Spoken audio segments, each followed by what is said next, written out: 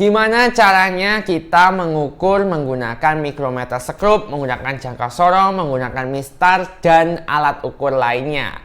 Itu yang akan kita bahas sama-sama di video ini, yaitu tentang pengukuran. Tetapi sebelum kita bahas, aku nggak lupa buat ingetin kalian yang sudah mampir di YouTube channel ini untuk tekan tombol subscribe yang ada di bawah. Dan juga jangan lupa buat share video ini ke teman-teman kalian, barangkali mereka juga membutuhkan. Oke, langsung aja kita bahas sama-sama.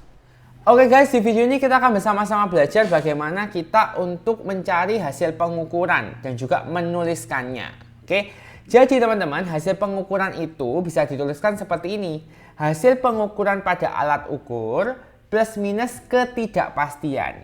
Oke, jadi kalau kalian ngukur meja itu kan ada hasilnya kan ya. Jangan lupa di plus minus ketidakpastian. Apa tuh ketidakpastian? Misal gini teman-teman, waktu kalian ngukur meja, kalian ketemu hasilnya adalah 3,6 cm.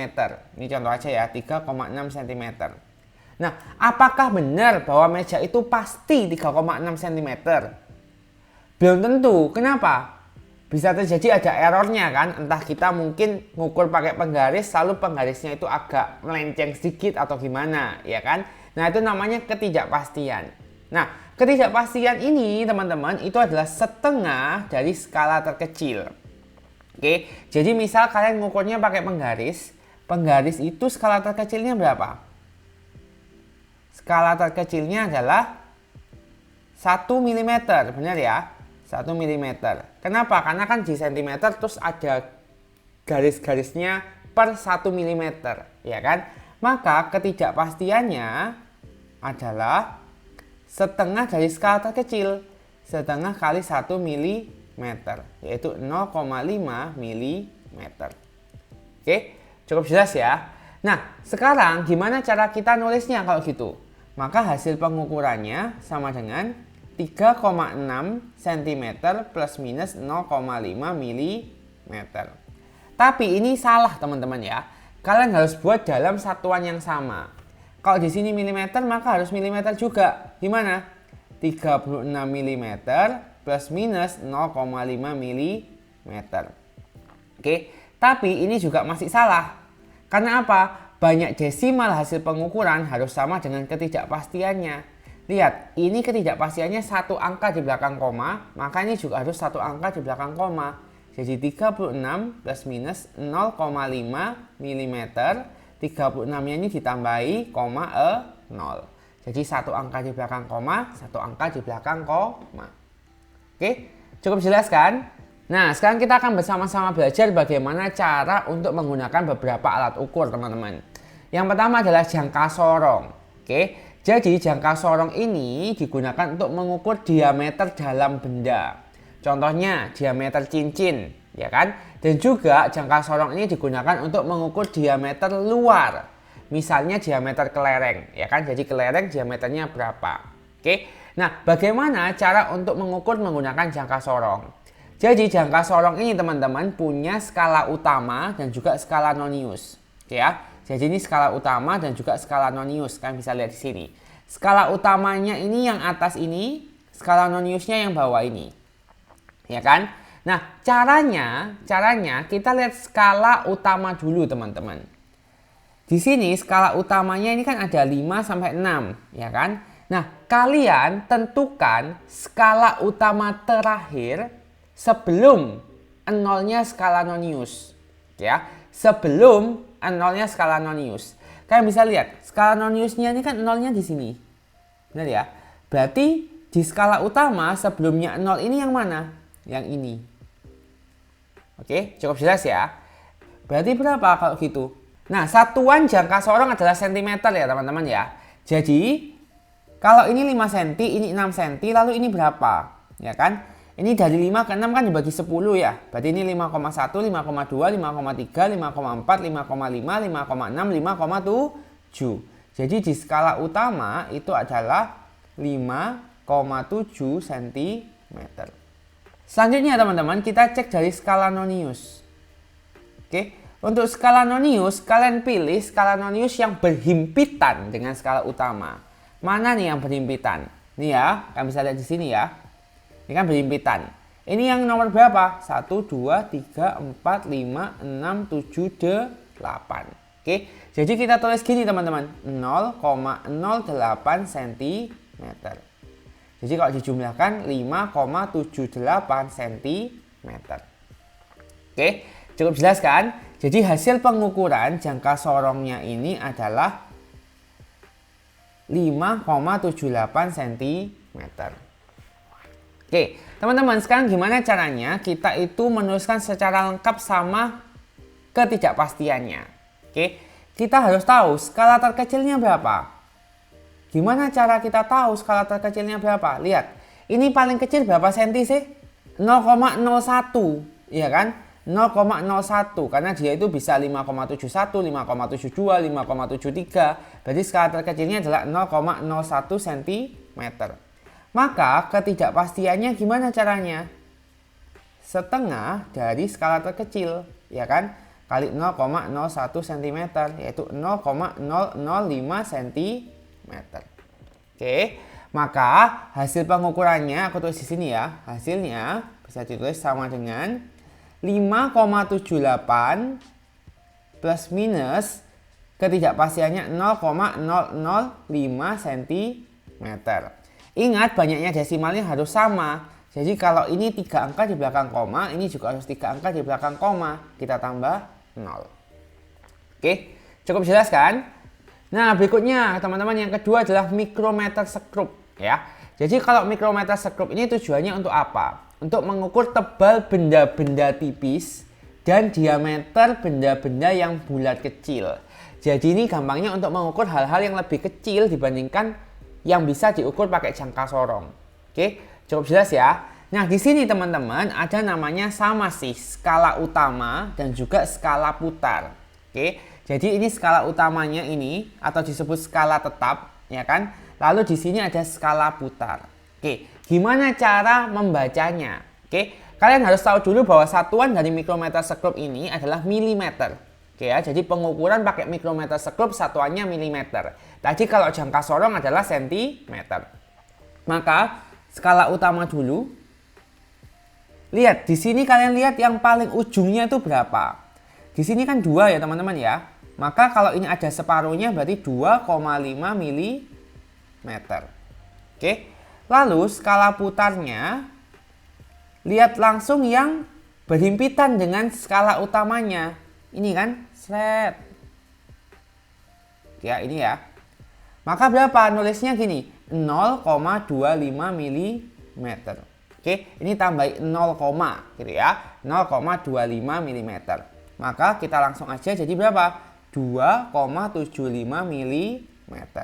Oke, jadi hasil pengukurannya kalau misalkan bentuknya seperti yang di sebelah kiri ini adalah 2,75 mm. Oke teman-teman, gimana kalau kita nulisnya lengkap sama ketidakpastian? Ya, kalian harus tahu dulu skala terkecilnya berapa. Skala terkecilnya kita bisa lihat di sini ya. Dia itu bisa meneliti sampai 0,01 mm, ya kan? Tahu dari mana nih? 2,75, ya kan? Dia juga bisa ngukur 2,76, 2,77. Jadi skala terkecilnya dia adalah 0,01 mm. Benar ya? Sehingga ketidakpastiannya berapa? Ketidakpastiannya adalah setengah dari skala terkecil. Setengah kali 0,01 mm yaitu 0,005 mm. Oke, maka bisa dituliskan ya. Hasil pengukurannya adalah, hasil pengukuran ini 2,75 plus minus 0,005 mm. Oke, kita bisa lihat di sini ya teman-teman ya, bahwa ini adalah 3 angka di belakang koma. Di sini juga harus 3 angka di belakang koma. Kita tambah 01 di sini. Oke, cukup jelas kan? Oke, berikutnya adalah mistar. Mistar itu ya sama kayak penggaris, ya kan? Nah, teman-teman waktu ngukur pakai mistar hati-hati bahwa arah pandangannya itu harus tegak lurus dengan benda yang diukur dan juga mistar. Kenapa? Kalau nggak gitu nanti kita lihatnya mencang-menceng gitu ya. Nah, sekarang kita mau hitung nih teman-teman ya, berapa sih panjang apa nih pensilnya, ya kan? Di sini kan awalnya berapa nih? 12,2 cm. Benar ya? Ini endingnya berapa? 16,7. Ini kan 16, ini 17. Masing-masing ini kan 0,1 cm ya. Berarti 16,7. Maka panjang bendanya kita tinggal kurangi aja ya teman-teman ya. 16,7 cm dikurangi 12,2 cm. Hasilnya adalah 4,5 cm. Oke, sekarang kita mau tuliskan panjang benda ini lengkap sama ketidakpastiannya. Oke, skala terkecilnya berapa? Skala terkecilnya kan ini kan 0,1 cm. Benar ya? Atau 1 mm. Maka ketidakpastiannya berapa? Ketidakpastiannya setengah dari skala terkecil, yaitu setengah kali 0,1 cm, yaitu 0,05 cm. Maka panjang bendanya kalau kita tulis secara lengkap gimana? 4,5 plus minus 0,05 cm. Ingat ini dua angka di belakang koma, ini juga harus dua angka di belakang koma, 4,50. Oke, cukup jelas kan? Berikutnya teman-teman, ini neraca O-house. Oke ya, neraca O-house itu macamnya ada banyak. Ada yang 3 lengan, ada yang 4 lengan. Cuman yang sering muncul di soal-soal itu yang 3 lengan. Ini cara ngukurnya gimana? Gampang banget teman-teman. Kalian harus tahu dulu ya, satuan dari neraca O-house ini nanti gram. Oke, jadi kita langsung aja. Jadi ini massa benda ya. Kita jumlahin aja. Ini 300 plus 40 plus 8 gram. Oke, jadi 348 gram. Oke, cukup jelas ya teman-teman ya. Nah, sekarang kita mau tuliskan lengkap, oke, dengan ketidakpastiannya. Maka skala terkecilnya berapa? Apakah 1 gram? Enggak, ternyata dia tuh bisa ngukur lebih kecil dari 1 gram, ya kan? Ini 1 gram dibagi 10, berarti berapa? 0,1 gram. Maka ketidakpastiannya akan jadi berapa teman-teman? Setengah dari 0,1 gram, yaitu 0,05 gram. Oke, maka massa benda kalau kita tuliskan lengkap akan jadi gimana? 348 plus minus 0,05 gram. Ingat ini dua angka di belakang koma, ini juga harus dua angka di belakang koma. Kita tambah nolnya 2 ya di belakang ya, 0,00. Oke, harus sama-sama dua angka di belakang koma. Nah, berikutnya teman-teman, ini yang terakhir ya, yaitu tentang gelas ukur. Oke, kalian harus hati-hati waktu lihat gelas ukur. Oke, jadi yang pertama gelas ukurnya diisi air aja, setelah itu baru dimasukkan batu. Karena tujuannya dia itu mau menghitung apa? Menghitung volume batu. Oke ya, jadi gelas ukur untuk menghitung volume. Kita lihat di sini, awalnya gelas ukur ini dengan air aja berapa sih volumenya? Oke, kita lihat dia itu di antara 20 dan 30. Benar ya, di antara 20 dan 30. 20 dan 30 ini dibagi berapa? 1, 2, 3, 4, 5. Dibagi 5. Artinya satu garis ini 2, ya kan? Berarti kalau ini 20, ini 22, 24, 26, 28, 30. Berarti volume air aja berapa? 22 ml. Ya, jadi satuannya gelas ukur mililiter. Nah, sekarang teman-teman, waktu sudah dimasukin batu, berapa nih volumenya? Volumenya jadi air plus batu 40 ml. Oke. Jadi volume batunya berapa? Kita tinggal kurangi aja. Volume batu sama dengan 40 min 22 ml. Sama dengan 18 ml. Oke, cukup mudah kan? Nah, sekarang kita akan hitung ketidakpastiannya juga. Oke, sebelumnya kita harus hitung dulu skala terkecilnya. Oke, skala terkecil. Berapa skala terkecilnya? Kita lihat di sini. Dia itu yang paling kecil ini kan, garis-garis yang kecil ini, yaitu tiap berapa mili?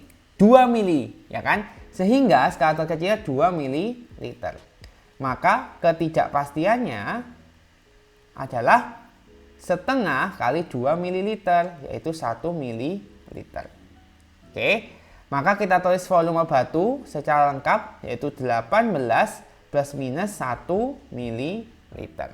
Oke, ini tidak ada angka di belakang koma, maka yang 18 ini juga tidak ada angka di belakang koma.